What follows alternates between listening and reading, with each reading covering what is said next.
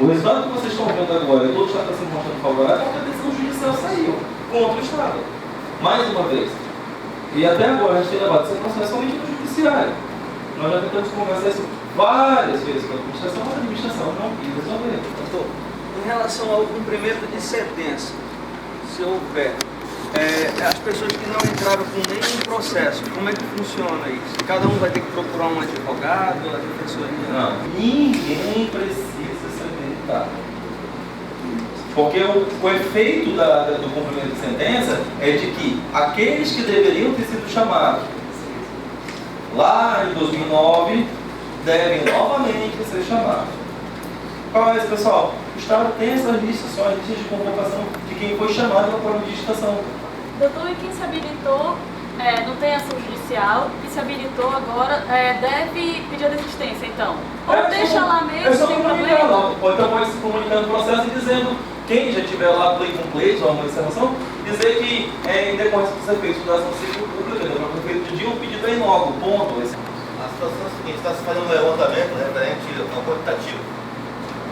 Já que todos estão sendo abarcados, até que ponto se pode prejudicar? Por exemplo, o levantamento aí... Não prejudique nada, na verdade, Não, o levantamento assim, da comissão da vacina é importante.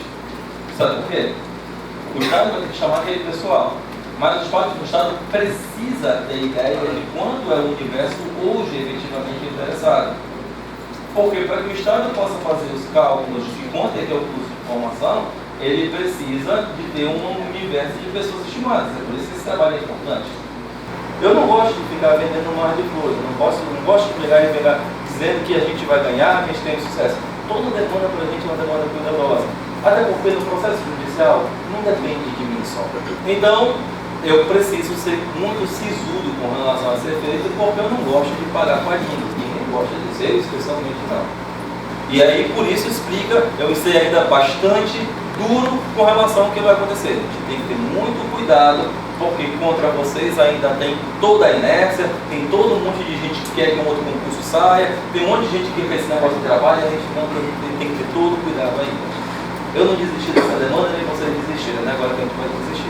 Entendam isso como uma forma de poder evitar com que vocês tenham o pior, que é o melhor para vocês. Essa é a primeira coisa.